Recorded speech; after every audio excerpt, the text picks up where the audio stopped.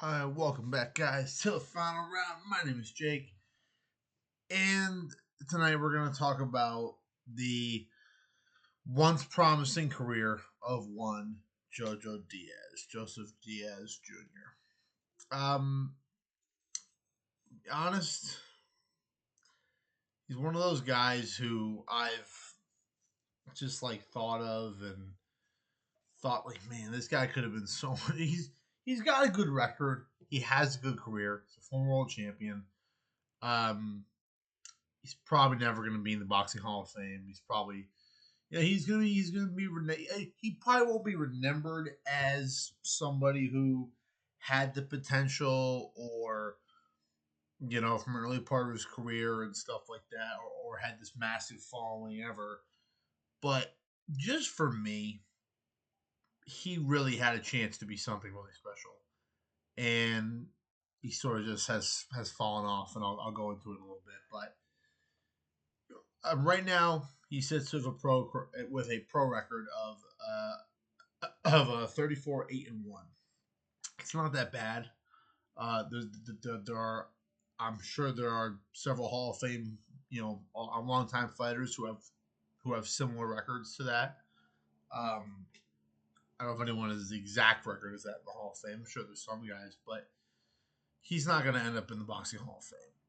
And for a southpaw fighter, really honestly, if you're a southpaw at light heavyweight or higher, it's harder to have success. But at the lower weights, that's not the case. Because less about power, more about boxing. So yeah. So let's go. Let's start with going over his career. He started as a pro boxer in 2012, and he advanced pretty quickly. Through 2013, had a bunch of fights that year. Didn't really fight anybody of massive note. Fought a bunch of mediocre guys in California, Vegas, and stuff, and really took on his first notable opponent when he took on Mexico's Luis Maldonado. Now, Luis Maldonado himself was never a massive, used to fight at flyweight, years ago. Never really was a massive name or anything, but he fought against Victor Archini in 2006 for his flyweight world title. So he was a former title challenger. He beat Sergio Espinoza, who was a decent fighter. He got blown out by Nito Donaire in 2007. Lost to Fernando Montiel, great fighter. Lost to Eric Morel, Juan Mercedes, McWilliams Arroyo. He lost to, one of those guys, Ivan Morales, Juan Carlos Payano, Jesse Magdaleno. I think he's still fighting actually. But Roy Tapia. He fought he fought a bunch of guys. So he was at that point in the career when he fought JoJo Diaz. It was clearly his best opponent by a mile, and it was certainly a good sort of fighter to keep him in good steading. Boss record, let me go back. So he defeats Maldonado, beats him by decision. What time was 36-12-1, which was a good record. And it was that was the best opponent he had faced at that point in terms of record wise. He then won a decision over Jose Robles Molvera. He beat a couple more decent journeymen. He then fought Juan Luis Hernandez in 2015. He pretty much beat him the crap, beating the hell up. It was a third round TKO, knocked him all over the ring that night. A couple more wins, and then he took on good solid fight, probably the best fighter he had fought at that point, the Rene Alvarado. Now, Alvarado, he's actually still fighting a super featherweight. He is 36, but he's got a career record of 36-17. Now, he has lost to a lot of young good fighters, Hayato Susumi, um, lost to Lamont Roach, um, lost to Roger Gutierrez, lost to Andre Cancio, a lot of guys over the years. But at the time he fought JoJo Diaz, he only had four losses, and some of the but really he lost to Rocky Juarez, who was a good fighter, and then Eric Hunter. So not massive bad losses, but not great, but still decent. So it was a big win for JoJo Diaz to have. JoJo beat him by decision when he dropped Alvarado in the first round. That was kind of supposed to be his big coming out party at that point. I think at the time, how old was he in that fight? Yeah, he was young. He was 22 years old. He was making his ways, and he he kept on pushing. He fought a couple other decent guys, and then 2016, the best opponent, really the best fight at performance of his career. He took on I'm Jason Velez. Now Jason Velez now, even though he's still fighting, you know, he isn't very good. Even though he's 37, he's now 30-21-1. He's lost a lot of fights recently. He hasn't won a fight since 2021. Um, and he's fought in, every undefeated guy pretty much for a while. And he unfortunately has not won anything for you know for a lot of years. And it's okay, but did he ever win a world title?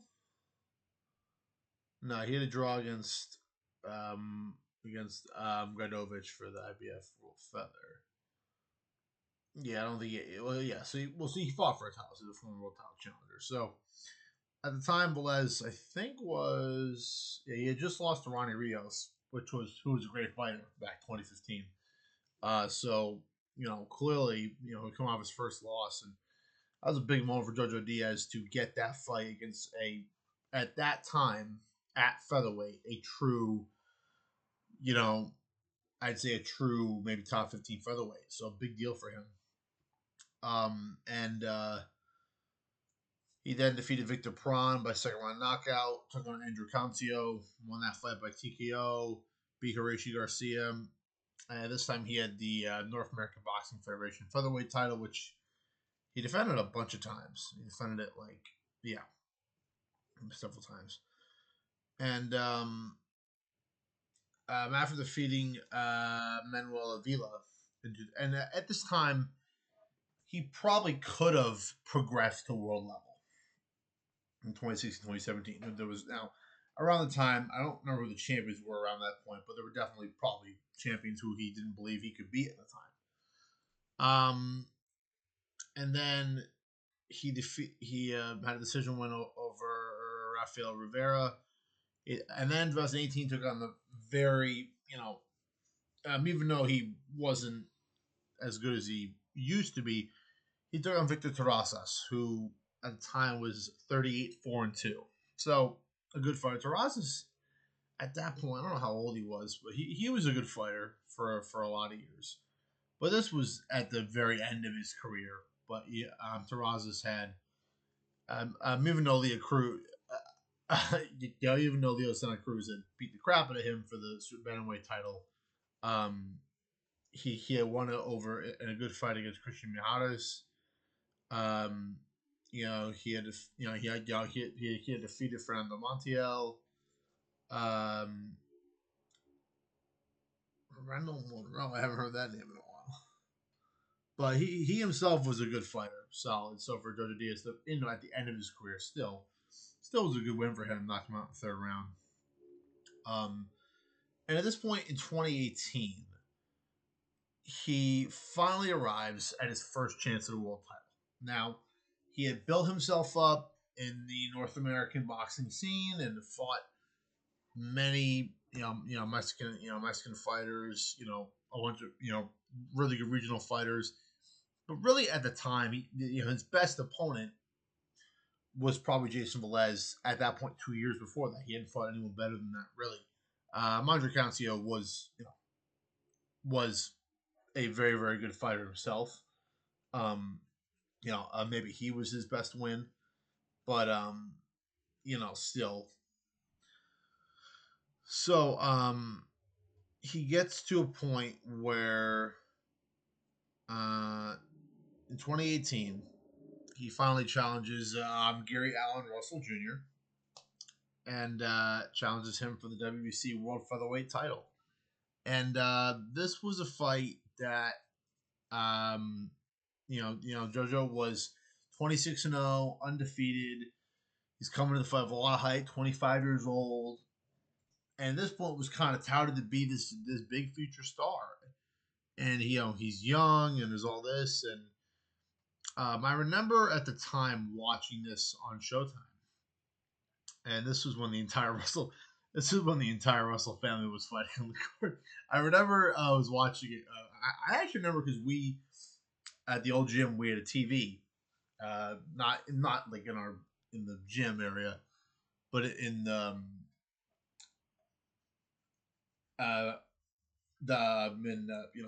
obviously my boy DJ, his dad Derek were in the gym. Been Coach Derek's office, which was there was two offices. There was one for my coach Mar, and then Derek's office was actually kind of behind the locker room, so you had to like go through either a different doorway, which was always kind of closed, or you just go through the locker room. It was sort of behind it. It was kind of weird. Um, I think about kind of weird setup. I remember we're watching the fights in the gym, and I remember when Denzi goes, "Man, it's the night of the Russells, man." It was the night of the Russells. I mean, you had Gary Antonio Russell, you had Gary Antoine Russell, you had Gary Russell Jr. You had all the Gary Russells. It was kind of funny. I remember like because at the time I knew about Gary Russell Jr. I didn't know about Gary Antonio Russell and Gary Antonio Russell. And we're watching and we're like, man, how many Russells are on? I remember at one point, DJ goes, man, how many Russells are on this damn car, man? It was great. It was hilarious. So I remember watching this fight, and Jojo got beat. He got beat pretty convincingly. Gary Russell Jr. At that time, he had suffered his first loss to Vasily Lomachenko back in 2014, and Adson Vasily was 1-1, and but I'm sure was amazing, unbelievable. So it was it was a pretty close fight. I think Gary Russell Jr. gave a pretty good effort considering. But at that point, he then defeated the old Johnny Gonzalez for the WBC World Featherweight title, which he won from Matthew Morris. He beat Patrick Hyland, Moscow Skandin, and then he arrived at the fight with JoJo Diaz in 2018. And he hadn't fought for a whole year. At that point, he was pretty much fighting just like once a year, pretty much defending his WBC featherweight title. But he was probably the best featherweight in the division at that time. And we arrive at that fight, and Jojo hadn't fought anybody of that level, and I think it was definitely a big learning experience for him. He learned a lot. Definitely, he spoke about it that it definitely hurt him, and he definitely wasn't ready. But it wasn't like he got blown out completely, but he definitely was. The scorecards were 117 and 111 for two, and then 115, 113 for the other two. I remember watching the fight. I remember like we're sitting there in the gym watching it. I remember me and Dens both thought it was like at least 116, 112, 8-4, for Gary Russell Jr. And that's, yeah, makes sense. So he gets back in there. He has, 3 months later, he's back in the ring already at the Avalon in Alva, California. Taking on Jesus Rojas, beat him by decision. Took on Charles Huerta, beat him by decision. Took on Freddie Fonseca, good fighter. Um, you know, Finished him in round 7. And defeated Jesus Quadro. Beat him by majority decision, which was closer fight than I think he should have had. And then COVID happens. Well, actually, no, this is before COVID. So at the time, 2020, start of the year, I think it was, so I'm in my dorms at USM, in Gorham, USM. I'm in the dorms. I have my TV set up, and this is when I was subscribed to the Zone. I always thank the Zone for being able to watch this fight because it was a hell of a fight. And yeah, after the loss to Gareth Jr., he had earned himself. He had gone up to super featherweight. After the Rojos fight, he went up in weight, felt better, um, and he arrived at the Tevin Farmer fight, who at the time was 34-1, was one of the better super featherweight champions. There was a lot of talk that Farmer might get a fight with Tank. That was in the air because Tank was a super featherweight at the time. I think that at the time Tank had already won that title. I think in 20, yeah, because he had won it in 2017 against Jose Pedraza, and then I remember, let's see, Tevin, yeah, because yeah, he for his fight against Francisco Fonseca, he missed weight, so the title was dropped. He he lost on the scale. And then I remember, yeah, Kenichiro Magawa and Tevin Farmer, they had their fight. You know, they get for it. Amagawa won, but then he tested positive, so for PED, so then it was no contest. And then Tevin Farmer officially won the title against Billy Dib, and then he defended it several times. You know, I remember watching his fight with John O'Carroll. Or was that the fight with John O'Carroll? Who did was it John O'Carroll that I actually? I'm trying to think if it was John O'Carroll that I watched that fight in, because I watched someone fight John O'Carroll. I think it was Tevin Farmer. Yeah, oh yeah, because it was 2019. Because at the time, I think I had just subscribed to the Zone, and so that time when Tevin Farmer, I had seen him fight against John O'Carroll and against Francisco Fonseca. You know, it was most TKOs, but he was winning the fights, and people were talking about him being some of the more successful, super featherweights in the world. And, he was 34-1, and people thought he was, you know, you know, there wasn't thought that he was like pound for pound, but he was in some arguments that if he could unify the division, maybe he was. And the fight with JoJo Diaz happens, and you know, honestly, one of the best boxing fights I've ever seen. Honestly, JoJo Diaz came in there. He stood in the pocket with Tevin. He forced him not to run. He was catching him at breaks. I mean, you guys should really go watch the fight. It was actually a great card. Who was also on that card? Yeah. Now, this was honestly one of the best cards I've watched because I watched it originally. I didn't at the time. I didn't know JoJo Diaz. It's the first fight I've ever seen of him. I'm sorry, the second fight, but it was when we watched the Showtime card. I don't think we watched that for JoJo Diaz. I think maybe Denzi was a fan of Russell Jr., so I think that's why I watched it. But I didn't even know he was on this card, and it was my second time watching him, and he was 30-1. And honestly, the reason why I was watching this card was for Demetrius Andrade. I was watching this card to watch him beat the shit out of Luke Wheeler. I'm not Luke Wheeler, Luke Keeler, who shouldn't even been in there. It was unfortunate at this time. Demetrius Andrade couldn't get any opponent. This was a really good card. This was a solid card. Amanda Serrano was on this card. Who was on this card? Yeah, my young Emma Williams was on this card, and this was known, and people were going, so hold on, didn't a certain fighter make his debut? Yeah, I did watch it. In the debut was Jake Paul made his debut against it's Ali Sungib, and yeah, he got to run a one run, whatever. And I remember they had that fight, and then if you look at the crowd, half the crowd left because they were there for Jake. But there was some good fighters. Alexis Espino, who was really supposed to be really good prospect, who I remember him on that card. He I remember in 2022, guys asked by Aaron Silva, and he hasn't fought since. So it's kind of funny. Um, he was supposed to be this like really good world beater. He was okay, but honestly, he wasn't like he wasn't that good of a fighter personally. But I remember he was yeah, yeah, dubbed an Ofa Jones the third. I remember him on that card. I'm all the young guys because I was watching these young guys say, "Oh, these guys might be good someday," and none of them really, yeah, none of them really uh, panned out. It happens a lot of times. Um, but yeah, you and Anthony Sims Jr. was on this card. His career didn't turn out to be that good. And yeah, he actually lost to Roman Alexis Angulo, who's a pretty solid guy personally. He gave David Benavidez a pretty good fight in 2020. Um, this was after he beat Anthony Sims Jr. I mean, he has lost Edgar Berlanga, which there's Edgar Berlanga.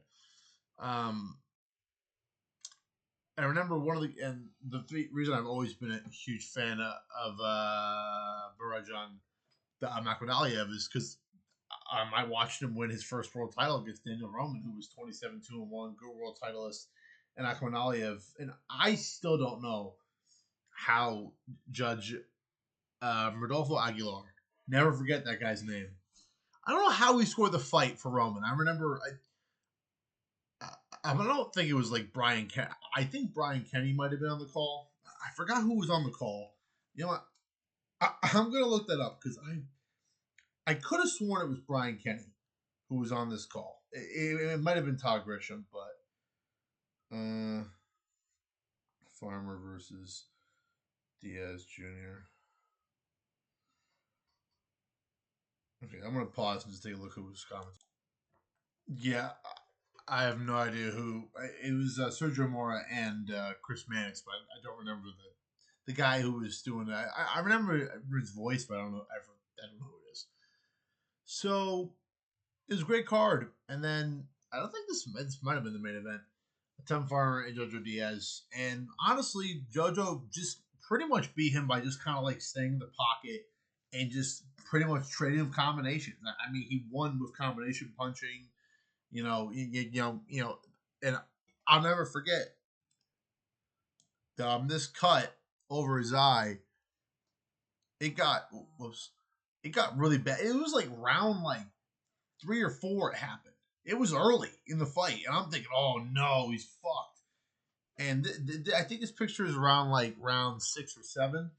Um, and then like it was like round 8. It was one of the middle rounds that he took a round off and it got a little better. But then later in the fight, it got worse again. But somehow, some way, that I think the doctors came over to look at it a couple times. It was like wide open cut. They never stopped it though, and he won the fight by unanimous decision, and he became the IBF super featherweight champion of the world, and finally became world champion.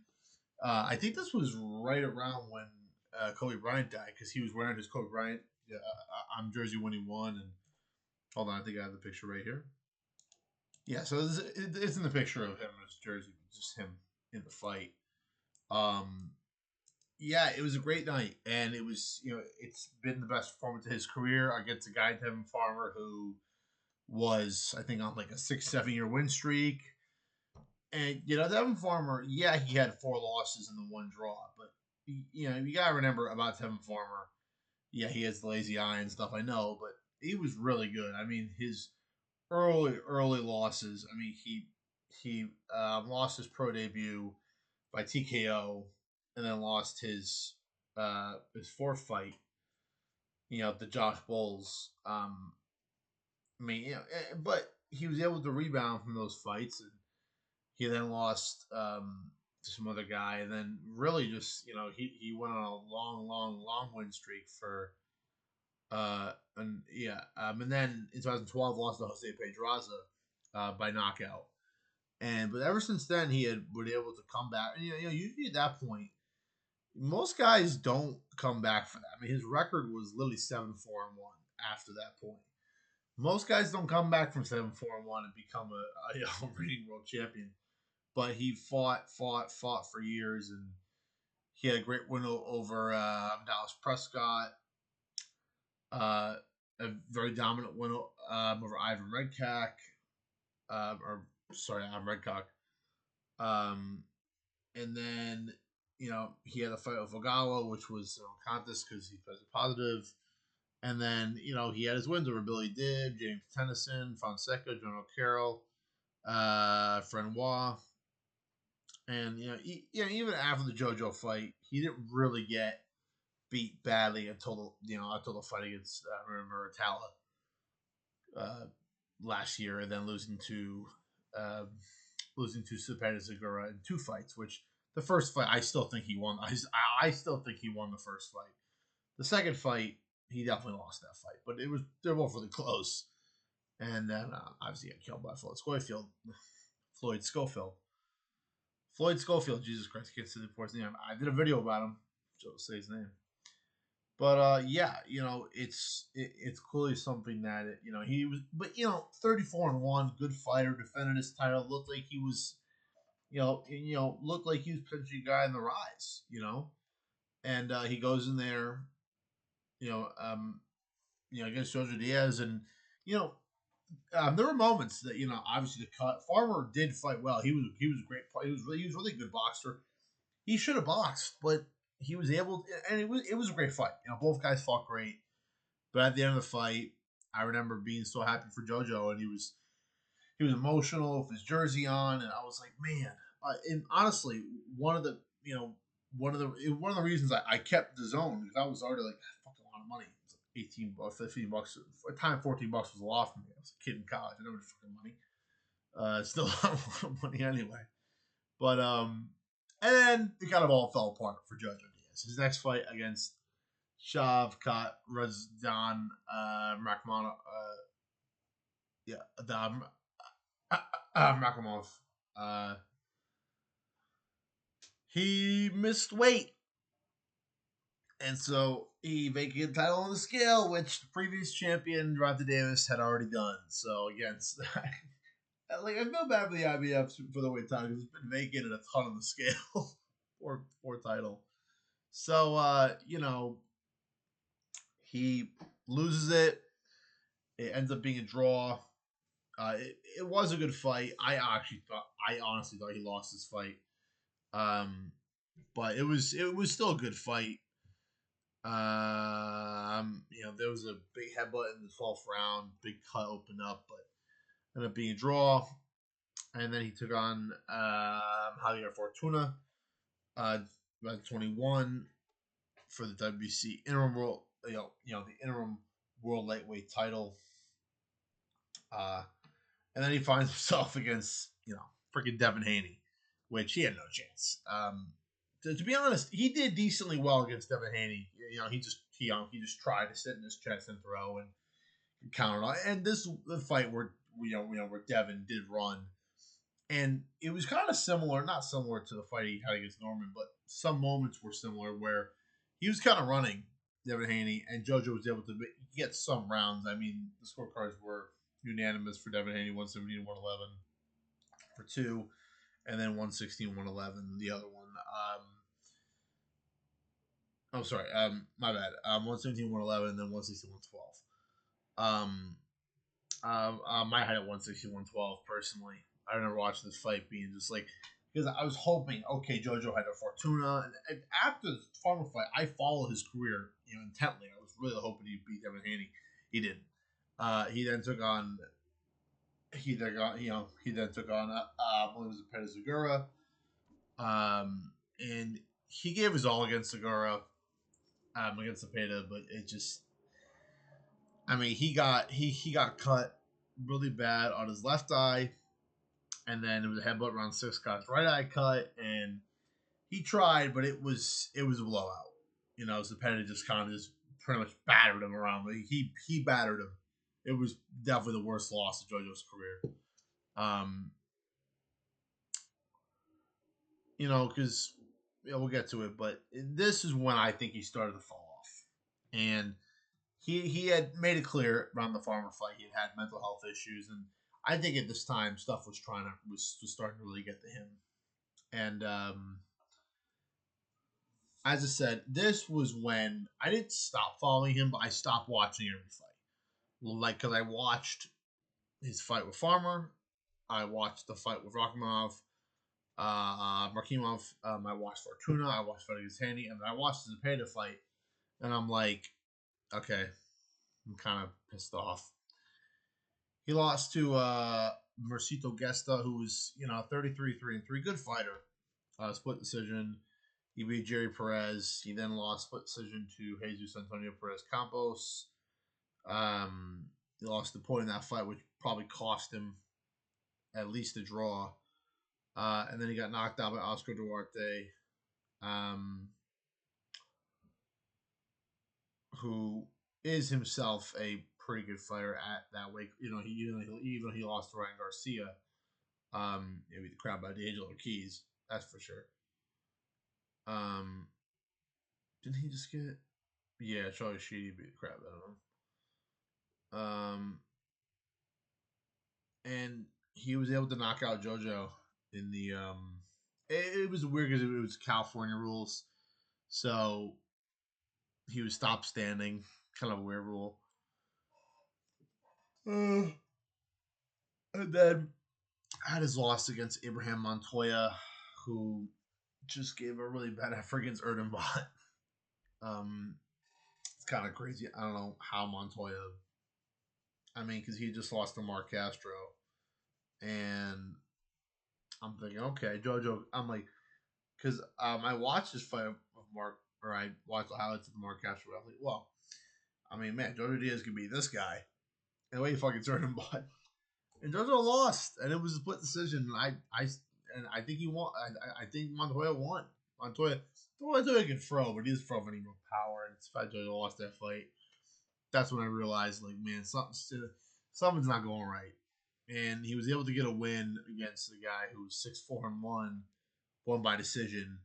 And then I'll give him credit. In his most recent fight against Regis Prograis, it was a war. It was a complete war. He gave everything he had in there. And when I watched the highlights, I'm thinking, man, JoJo, why couldn't you do this against all those Mexican guys you lost to? Who, when I watched photo, footage of those fights, he was kind of waiting and it wasn't going, and he wasn't fighting like he did against like he did against Farmer, and he never has been able to replicate that night. Even there were moments in the Prograis fight where I'm thinking, yes, there we go, JoJo, go, and then he would stop, or Prograis would kind of pivot off an edge, and he would, he kind of throw a check hook or something. He would kind of step back, or he would kind of lean into the clinch, and he would kind of go, bang, jab, or he would kind of, move back in the clinch and, kind of drop down and go bang over the top, and JoJo wouldn't see it. And he was bloody and bruised. It was a good fight. He did lose to Prograis by unanimous decision, and now he sits here. He sits still kind of in his prime. He's 33. He's had a lot of wear and tear for a guy who's 33, and he stayed active. I want to give him credit. He has stayed active since the Farmer fight. He was that was the only fight in 2020, but since then he fought 3 times in 2021. He only fought once in 2022, but that was against Zepeda, and he got his beat. That was a savage beating, so I get why he didn't fight. And it was in October. He then fought. He fought twice in 2023, 3 times in 2024, which he lost all of them. And then he was fought twice this year. So it's a thing where he fought good against Prograis. It was close, but he still lost. And this is a guy in Prograis who I still believe is a pretty good fighter at either super lightweight or more welterweight, in my opinion. And honestly, if I'm JoJo, I might go up to welterweight. The thing is, he is 5'6", and that's pretty small for a welterweight. So, he's a great fighter. Or honestly, yeah, he. I was gonna say this is the it's not a downfall, but after the Farmer fight, there was all this. There was a perfect storm of him potentially becoming a big draw at boxing. He had all the makings of a draw. It was a comeback story. His second chance at the world title. He had beaten a really good champion. You know, he had the Kobe Bryant stuff, the California connection. He gained a lot of fans. You know, listen to me. I wasn't the only guy that was tuned in for the Rakhimov fight. You know, excited to watch him defend his world title, and then he missed weight, and he turned off a lot of fans, and he turned off me, and it sucks because I was such a big fan of him over the course of one fight, and 3 or 4 fights later, I'm almost turned off. Not because he doesn't fight hard. Even the fights he's lost, besides the Montoya fight, most of the fights he's fought and he's lost, he has given good efforts, but it's not the same. And I saw a little bit of that in the Prograis fight. That maybe if he fights like that, but he's 33 and he's got wear and tear and he's been finished, and it's just like, man, we unfortunately are not going to get the JoJo Diaz that we had that night in Florida against Tevin Farmer. And that sucks because I loved that JoJo Diaz. I loved that Joseph Diaz on that night. He was one of the most exciting guys I've ever seen. He boxed well. He fought a master technician at his own game and made it exciting and made it one of the best fights of that year, in my opinion. And it just sucks that he has fallen off a world level so dramatically. And maybe it's I can't speak to anything outside of the ring. I'm only talking about in the ring. I don't know if he's had mental health issues. I don't know. If he does, he has my full sympathy. But I just, in the ring, he has fallen off in his skills, and it's pretty clear. He fought good against Regis Prograis, who I believe himself is declining slightly a little bit. So yeah, that is the summary of the career of JoJo Diaz, his fall off of world level, and not the wasted talent, but you know, sort of the wasted, sort of the wasted perfect storm of stardom. You know, the he he's sort of it's sort of a wasted story because the story was all there for him to have a historic career, and he's not going to end up having it. It sucks, and he'll always be remembered for the night against Tevin Farmer. At least I'll always remember him in a great light for that fight. Meant for his good effort against the payday, even though scorecards, you guys ass kicked. But since then, I mean, I do look at the Pro Ray fight as the best fight he has had, probably, since his fight against Haney, definitely, definitely against Fortuna. But it's unfortunately, it's been more of a fall than, and he's stumbled, but he has stumbled and fall. He has stumbled and he has fallen since his fight with Tevin Farmer, and it's just because really since that fight, you take out that fight, he has won 3 times. His record since then is uh 1, 1, 1, 2, 3, 4, 5, 6, 7. So he lost 7 times. He's won 3 times, so he's 3-7-1 in his last 11 fights. He is 3-7-1. If you were to tell me following that fight with Tevin Farmer, hey, JoJo Diaz is going to go 3-7-1 from now, I'm like, get the fuck out of here. I'm like, dude, he's young. He's 27. He's in his prime. He just won a world title. Like, bro, he's not gonna go 3-7-1. He might go 7-3-1. If he told me he fought Devin Haney, Regis Prograis, who at the time Regis Prograis was a lot more of a big name world beater at the time, I'd be like, okay, 7-3-1. If those are his two of those losses, fine with me. I think he'd take that. But I would never have guessed he would go 3-7-1 over his next 11. I never would have guessed that. So that is the current state of the career of JoJo Diaz, and unfortunately, the story of Now this is just his career, but the story of his career downfall, sort of, and not downfall, is a little harsh. I'd say his career downturn and the sort of kind of wasted bundle of stardom that he gained after the Farmer victory. So that's going to do it, guys. My name is Jake. Thanks for watching. And remember, the greatest fighter is always leaving all the final round. JoJo Diaz certainly did in this fight against Tevin Farmer. One for the Bucks, but maybe in some ways he's sort of a one-shot wonder at this level, I guess. All right, guys, that's going to do it. As I said, signing off. The greatest fighters leaving all the final round, blah, blah. I said before. Like, comment, subscribe.